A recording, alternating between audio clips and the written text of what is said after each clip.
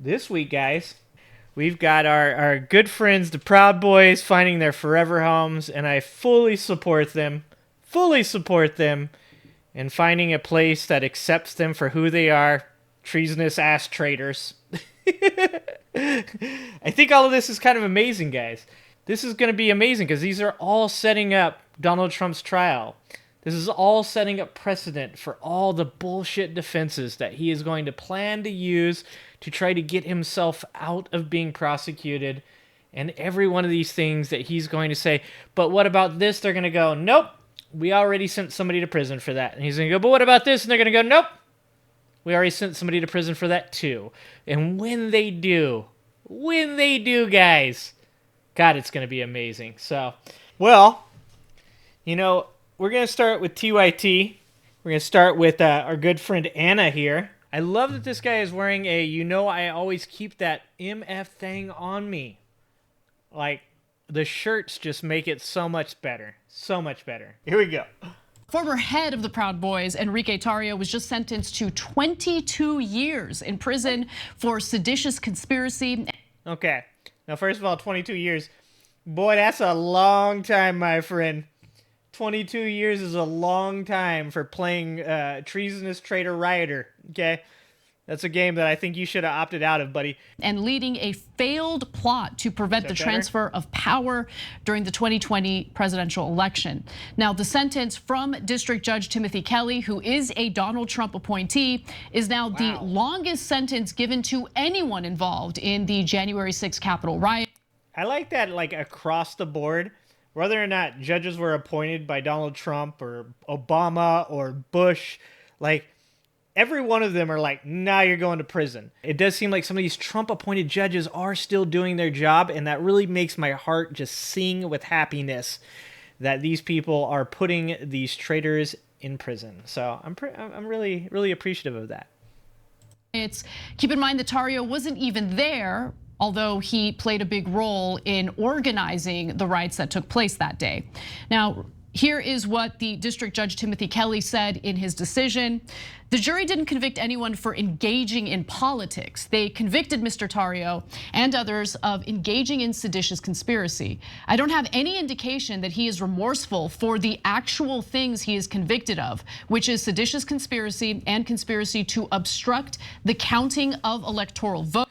And there's actually there's a video, I think it's 2 years ago, an interview of him like saying like, I will never regret the words that I've said. So, hey, at least he's consistent. The judge continues that Mr. Tarrio was the ultimate leader of that conspiracy. I don't really think this is super debatable. Now, during that months-long trial, prosecutors showed evidence that Tarrio helped to create a command structure with the Proud Boys in the lead up to the January 6th Capitol riots, and even dictated how members of the organization. And this is very important. This is very important because, like I said, they're setting precedents here because intention matters. So with all of these guys, the main thing that they're finding themselves in trouble for is that they planned these things and intended to do these things. So when Donald Trump finally goes to trial, it's not about did Donald Trump, commit treason by participating in the insurrection. It's whether or not he intended for these things to happen and actively made them happen. So this is very important that these things, like they're saying he was already arrested before the insurrection. However, there's enough evidence to show that he intended to be there. He intended for the electoral election to be halted. What was it? They wanted Mike Pence to send back the 6 states' votes, that they wanted Mike Pence to maybe even open the electorate votes from the false electors instead of opening the other 6 real elector votes. These are all very important to the case that's going to come up because there is a certain portion of our society right now that is willing to go to a place that is criminal, and we want to get away from that. That is not what we should be doing. We should be progressing. We should be having a great time in this amazing country with amazing people. And we shouldn't be having to worry about people trying to overthrow the government because their guy didn't win. would work when attending high-profile rallies. Tarrio, again, was not present in Washington, D.C. on January 6th. He was actually banned from being there because of his previous activities, but ultimately expressed his support for the rioters online and was in fact in touch with his co-defendants, Joseph Biggs and Ethan Nordian, who were there on the ground. Now, Kelly sentenced those individuals. Kelly sends Ethan Nordine and Joseph Biggs, two of the far-right organization's top lieutenants, to 18 and 17-year prison sentences. I believe that is called fuck around and find out, respectively. Zachary Rell, a local Proud Boys chapter leader, was sentenced to 15 years behind bars, while Dominic Pizzola, a low-level member and the only defendant acquitted of the seditious conspiracy charge, was sentenced to 10 years in prison. Yep, that's called treason, and that's what happens. To lengthy sentences as well. Ethan Nordian and Joseph Biggs, two of the far-right organization's top lieutenants, to 18 and 17-year prison sentences, respectively. Zachary Rell, a local Proud Boys chapter leader, was also sentenced to 15 years behind bars, while Dominic Pizzola, a low-level member and the only defendant acquitted of the seditious conspiracy charge, was sentenced to 10 years in prison. So some pretty hefty sentences for their role in what happened on January 6th.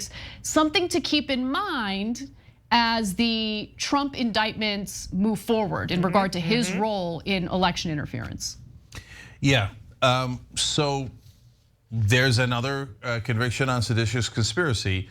Earlier in the show, we're talking about the 14th. I like sometimes the pettiness just cracks me up. The pettiness just cracks. Not so proud. I just like how petty some of this shit has gotten. They just dropped a not so proud. I blame Fox News for all the funny headlines, right? Didn't Fox News kind of did that? This conspiracy. Earlier in the show, we're talking about the 14th Amendment possibility that Donald Trump could be disqualified from office for leading an insurrection against the U.S. government. If you do that, you cannot run for office again. Well, he just got convicted of seditious conspiracy. So who organized it overall? Was it Enrique Tarrio, and he did it without Donald Trump? No, I think Donald Trump, at a minimum, aided and abetted that, and that's what the 14th Amendment says, and was actually the leader of that movement. Right. So the 14th Amendment case is pretty solid against Trump. And so if anybody doesn't understand what the 14th Amendment is too, when I talk about the 14th Amendment and the third section of the 14th Amendment, that goes all the way back to the Civil War. The very first case of that being used was Jefferson Davis. I might have said this before, but we're going to go over it again. It's Jefferson Davis, obviously the president of the Confederacy during that time. He was being held on trial, or not being held, he was on trial for treason. And the 14th Amendment, third section, is the section that disqualifies anybody that ever participated in treason by providing aid, comfort, or actively participating from political office at any point. What ended up happening was Jefferson Davis was on trial for the criminal offense of treason, and he actually used the fact that the 14th Amendment is self-executing. That means that you don't have to be tried. That means that if you have ever done something that's treasonous and it has been determined that you are doing that you did it and had intent to do it or provided aid or comfort, that means that you can no longer run for political office. So actually, Salmon P. Chase, who was the Supreme Court judge at that time, so this is a Supreme Court precedent, determined that that was true, and because of double jeopardy laws, Jefferson Davis would no longer be able to be prosecuted in a criminal case since he was already self-executed. It's a great term for Donald Trump. The 14th Amendment, self-executed, therefore he could not be tried in a criminal case, therefore it would be double jeopardy. So this is kind of what's going on with everybody removing it from the ballots. New Hampshire having that on the docket to do so. Arizona possibly doing it. Probably places like Michigan and Pennsylvania, New Mexico, anywhere where he was trying to overturn these elections. You're probably going to see state legislatures being sued to perhaps move Donald Trump from the docket or from the ballot. And there is precedent for this. This was the earliest precedent, and it is completely possible for that to happen. Anyone, actually dares to follow the Constitution. Now, in terms of Tarrio, his lawyer's saying, hey, he's not a terrorist because he's an American and he's not a foreigner and stuff. He's just a misguided patriot. Yeah, well, if a misguided patriot tries to murder the president, for example, whether it's Biden or Trump, I don't care that he's a terrorist. I don't care that he's American or not. Now, this is not murder, but this was sedition. I mean, it could have. Sedition against America, that's as significant a crime as you can get. I don't care that you were misguided. You should not have organized people to do violence and to try to intimidate American politicians and subvert democracy. Because you're an idiot and didn't know what you were doing, according to your lawyer. There's the Trump defense right there. I don't think it helps your case at all. In response to the sentence, Tarrio said the following: I've always tried to hold myself to a higher standard and I failed. I held myself morally above others, and this trial has shown me how wrong I was. I spent the last year and a half trying to figure out how I ended up at this podium. On November 3rd, 2020, something that I never expected happened. My candidate lost. I felt like something was personally stolen from me. Every media channel that I Okay, this is my problem with this kind of thing. Like, he's literally saying, I've always tried to hold myself to a higher standard and I failed. I held myself morally above others and this trial has shown me how wrong I was. He's like literally saying all these things that like sound good, but then he says something along the lines of, I felt like something was personally stolen from me. It's like is that not that, what do they call it? Called dog whistly, right? Isn't that like saying something without saying it? Is that not sounding like he's trying to say, he's using the word stole from me on purpose? I mean, that's what it seems like to me. So I don't know, maybe I'm wrong about that. I could be wrong. Turned to told me I was justified. Well, that's an interesting comment, that last sentence. I think that that's an incredibly interesting comment. And I think that, listen, just because conservative media is feeding you a narrative, and by the way, conservative media, left-wing media, it doesn't matter. I think everyone has an understanding of the difference between right and wrong, right? And I would just ask anyone who thought that their actions were justified that day to consider whether their loyalty to Donald Trump should overwhelm loyalty to our country and to our democratic process. You get what I'm saying? I do, and of course that's true, and that's why he's going to prison for 22 years. At the same time, he's not wrong, that last sentence, right? Every right-wing media outlet was telling you that basically the election was stolen from Trump. So if you're a right-winger and those are the outlets that you trusted, you really thought the election was stolen from Donald Trump. And how mad would you be if Trump had stolen the election from Biden with his stupid fake elector plot, right? Yeah, and this is probably, in my opinion, where freedom of speech in the media is such a strange thing. And obviously I am 100% for freedom of speech, but it almost seems like there should be some type of, I don't know, punishment for news media when they inappropriately cover things, whether it's left or right, and and intent can be shown that they, kind of like what happened with the Dominion voting things. I mean, that's great. That was a monetary punishment for them, but it seems as though these media companies, whether they're right or left, should have some types of boundaries where they can't just say whatever the hell they want and then just kind of like be like, it's not my fault. It just seems like this, because I feel like everybody has talked about this before. I think this is one of the few things that as Americans we can almost all come together on, and that's that the media seems to constantly be attempting to manipulate us. I don't think in a divisive manner, to be honest with you. I think in a way to make themselves the most money, which ends up being a divisive manner. So I think that maybe, just maybe, we might want to take a look at that. I would have been livid beyond imagination. And so that's how these folks were. But we never, ever punish the powerful. We always punish the people underneath them. So Tarrio has no power at all. He doesn't buy any ads. He doesn't have any money to spend in corporate media, etc. So it's easy to bury him for 22 years. I'm not saying that the decision is wrong. I think it's perfectly right. He shouldn't have done it, and these are the consequences. But they never apply the law to the powerful. So now they're doing it belatedly to Trump. Let's see if it holds. But and there's not going to be any accountability for right-wing media. I mean, they had Fox News got the accountability of an $800 million settlement, and that's not bad, right? But legally, criminally, there's never any accountability for the right-wing media just producing a factory of lies. I mean, to be honest with you, had Trump not been indicted. And see, this is what I do like about TYT. Like I said, I know they're not perfect. I know they make some mistakes. But I do like that take. I like the idea. You don't hear, whether it's CNN or MSNBC or Fox, you don't hear these guys ever saying anything except for the guy from the other side should go to prison. Like, it should be Biden or it should be Trump. What you don't hear is people like clearly calling out that people at a certain class level are the people that seem to be getting away with this. When they talk about two-tiered system, it always is confusing to me because I'm like, yeah, we've all been aware of a two-tiered system. It's the system for the rich and the system for the poor. That's the two-tiered system.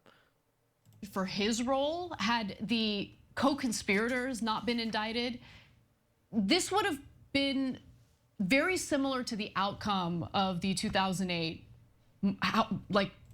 economic collapse, right? That was done as a result of Wall Street and just unbelievable greed, essentially, taking out all those mortgages that they knew were faulty, knew that they were going to default, and then packaging them up as securities and then betting against it. Like, that is what crashed the economy. And who ended up paying the consequences of that behavior? Was it the actual executives who were signing off on those, those maneuvers, or was it like, I think one person got prosecuted, like a low-level individual in Wall Street, not someone in the higher-up executive role. But luckily, in this case, we do have Donald Trump and his co-conspirators also indicted. That's the right thing to do. If you have Trump's minions facing incredibly lengthy sentences, it's only right that the head of all of this faces consequences as well. We'll see how that all plays out. Yeah, and of course, I didn't watch the whole. And the funny thing about that is something they're hitting on here, which is really interesting, is that is usually how it works out, isn't it? Isn't it usually like all the cronies go to prison, and then if the rich guy, kind of gets a little bit of a slap on the wrist and finds his way out of it. Here's one of the craziest things about this is when people talk about Donald Trump and the two-tiered system, it's not a two-tiered system. If he had done what every other rich person does and shut the hell up and just walked away from it, he probably wouldn't be facing any of these charges. But the crazy thing is he's his own worst enemy to the point that he could have got away with this. They would have let him go, but he couldn't, his own narcissism wouldn't let him let it go, wouldn't let his failure to win the election. It was just too much for him to deal with, and he couldn't stop himself. He just had to just keep talking. I mean, we're going to watch a video in a minute where he hasn't stopped talking, but this could have been just another chapter in the real two-tier justice system, and that is all the people on the bottom that did the dirty work go to jail while the rich person gets to walk away without any punishment. Unfortunately for Donald Trump, he is his own worst enemy, and now he will be going on trial as well. Trials, so I don't know how much they discussed the fake elector plot and whether Rhodes, for example, who's the head of the Oath Keepers, or Tarrio, who's the head of Proud Boys, knew about it. But to me, that's critical, because if you knew the whole point of the riot is to disrupt the proceedings so that Pence can say, hey, let's send it back to the states, and then they're going to unleash the fake electors and try to steal the election, that to me makes you 1,000 times more culpable. If, for example, I'm gonna say something controversial here. If the right wing had rioted and looted even, but they didn't do it at the Capitol and it wasn't connected to a fake elector plot, then I would say that's bad and they should get punishment for breaking and entering and all those other things. But that is a little bit of a voice unheard. And the old line about how riots are about, voices that are not heard. And so now no one ever dares to apply that to the right wing, but they felt like their voice was not being heard. Now, they were misled. They were 100% factually incorrect, but in their minds, they thought, my God, I'm going to save the country, right? And so if they were super frustrated and they did breaking and entering and they weren't trying to actually end our democracy, I would have a completely different view of it, okay?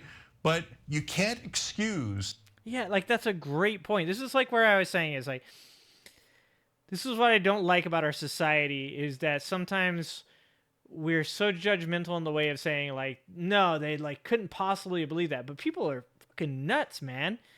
They are insane. And I'm not saying that that's a good thing. I've said this multiple times on this live stream before, is there's no way that I'm going to be accepting that it's okay for the crazy people to burn down the asylum. If they're doing things that they shouldn't be doing, then they need to be, you know, put in jail for it. They need to seek help. Get these people therapists. But we also have to take into account that our media is in many ways manipulating these people. They're taking advantage. And I seriously don't believe it's for the divisiveness and maliciousness that people believe. I believe that it's because they want to make money off of these people. And then when these people go out and do dumb shit, like try to overturn the election, they just kind of get to sit back and like laugh at it. They get to kind of be like, oh, well, hey, wasn't us. Good thing we didn't get in trouble for it. You know, that's like the really like scary, shitty thing for me, is because I actually believe that these people, as insane as they may be, actually believed that what they were doing was the right thing. That doesn't make it okay. That doesn't mean that it should be allowed, but it definitely, we should look a little bit deeper into the subject than just the fact that these people are going to prison. We should start looking into why these people believed what they believed. That's the important part, because we shouldn't be talking about the disease. We shouldn't be talking about the symptoms. We should be getting to the root cause of what the disease is and where it came from. That's the most important thing, in my opinion. Breaking into the Capitol, threatening to murder government officials, including the Republican vice president, and having a fake elector plot to completely destroy our democracy and replace it with what would be a fascist dictator at that point, Donald Trump. Yeah. No, that's what you get 22 years for. And so he says he's remorseful now, but that's what they always say before sentencing. And then usually right afterwards they change their tune and go, Donald Trump, right? Yeah. That's what one of the other Proud Boys leaders did immediately after sentencing. Yeah, look, I don't think what you're saying is controversial at all. You don't want to set a precedent where rioters are sentenced to 22 years in prison. This wasn't simply about rioting. This went much further than that, which is why you see these lengthy sentences, specifically for the individuals who organized what took place on that day. Thanks for watching the. So that's what's going on. We've got Proud Boys going to prison. We got these precedents that are being set by these trials that later on, like I said, these are all going to be things that Donald Trump uses to try to say, oh, I didn't know, it was my lawyers who told me that I was okay. And how would you like to be a lawyer for Donald Trump? Dude, it is a lose-lose situation. You have no chance of walking out of this unscathed if you are Donald Trump's lawyers. Thanks a lot for watching my video. If you liked it, hit that like and subscribe. If you'd like to join the Ginger Army and help support me for only $3 a month, you get to support a soulless ginger. You also get access to the Tantrum Trump and Prison Trump emojis. And don't forget to join me every Wednesday at 6 p.m. Pacific for our live stream with yours truly. Thanks a lot, guys. Love you. Appreciate you. Stay safe out there.